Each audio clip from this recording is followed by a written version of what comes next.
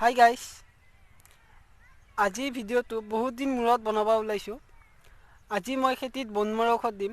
বনমৰা ঔষধ কেনেকৈ কিমান পৰিমাণে দিওঁ গোটেইখিনি কম। তাৰ আগত আমি ভিডিঅ'টো আৰম্ভ কৰি লওঁ বলক। Welcome back to my channel SMS agriculture tricks.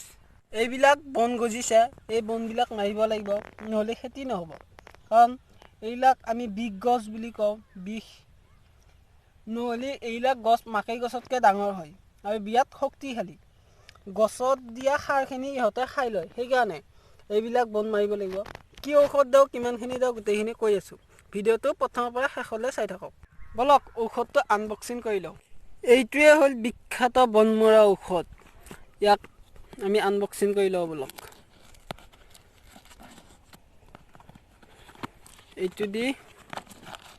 এইটো কুষ্টি আছে ইয়াতে, কেনেকৈ কি পৰিমাণে দিব লাগিব গোটেইখিনি কৈ আছোঁ। এইটো হ'ল ঔষধত হেৰি, ইয়াত আধা কেজি আছে, এইটো 1.5 বিঘা মাটি যাব। এইটো 5 টেংকি বনাম মই, 5 টেংকি 1.5 বিঘা মাটি দিম। আৰু ঔষধটোৰ নাম হ'ল এইটো আষ্টাৰাছ চিলেক্টেড হাইব্ৰিড,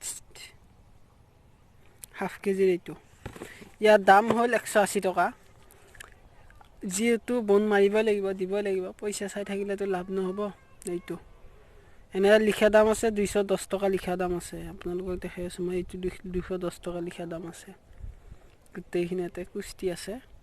ইয়াতে কৰিম এইটো স্প্ৰে কৰিম। এপে বিলৰ পৰা পানী উঠাই আছোঁ, উঠাই পেলাই স্প্ৰে কৰিম। তাৰপিছত এইবিলাক মাটিত দিম, এইবিলাক মাটিত আজি দি শেষ কৰিম এইখিনি মাটি। আৰু সিফালে আমাৰ মাকৈ ডাঙৰে হৈছে, দেখাম বাৰু একদিন মাকৈ খেতি ফুৰাব লৈ যাম আপোনালোকক। কিমানখিনি হৈছে, কিমান ডাঙৰ হৈছে মাকৈ। তাৰপিছত ঔষধ দিয়াৰ পিছত এই সৰু সৰু মাকৈখিনিত কোৰ মাৰিম। কোৰ মৰা ভিডিঅ' আপোনালোকে অলৰেডি দেখুৱাইছে। কোৰ কেনেকৈ মাৰোঁ মই ভিডিঅ' ডেছক্ৰিপশ্যন বক্সত কোৰ মৰা ভিডিঅ' লিংকটো দি দিম, আপোনালোকে যদি চোৱা নাই চাই ল'ব। তাৰপিছত কোৰ মৰাৰ পিছত এইবিলাক মাকৈ আকৌ পানী দিব লাগিব। পানী দিয়াৰ পিছত সাৰ মাৰিব লাগিব। এনেকুৱাকৈ খেতি কৰে আৰু মাকৈ খেতি এনেকুৱাই।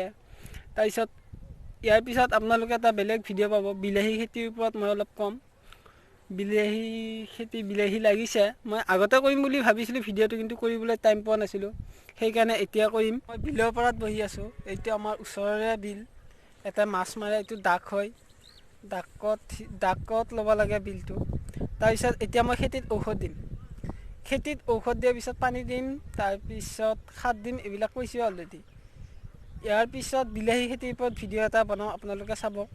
যদি বিলাহী কিবা কাৰণত লাগে আপোনালোকক মই কণ্টেক্ট নাম্বাৰ দি দিম, তাৰ লগত কণ্টেক্ট কৰি ল'ব পাৰিব বিলাহী লাগিলে। তাৰপিছত কি খেতি কৰিছে গোটেইখিনি সিয়াৰ লগত দেখাম মই, মোৰে লগ হয়, গোটেইখিনি দেখাম। আপোনালোকে ব্লগ পাব দুটামান, আমাৰ ওচৰতে কেইটামান মই ব্লগ বনাম, ফুৰিব যাম 2-1 দিনৰ ভিতৰত।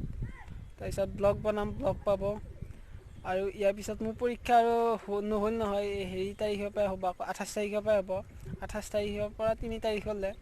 তাৰপিছত পিকনিক যোৱাৰ কথা আছে। পিকনিক ক'ত যাওঁ আপোনালোকে গমেই পাব, তাতেও ব্লগ বনাম মই। ব্লগত গম পাব ক'ত যাওঁ, কি ধৰণে যাওঁ, কেনেকুৱা কি, গোটেইখিনি গম পাব। যদি ভিডিঅ'টো ভাল লাগিছে লাইক কৰিব, শ্বেয়াৰ কৰে, মোৰ চেনেলটো ছাবস্ক্ৰাইব কৰিব নাপাহৰিব। চ' থেংক ইউ।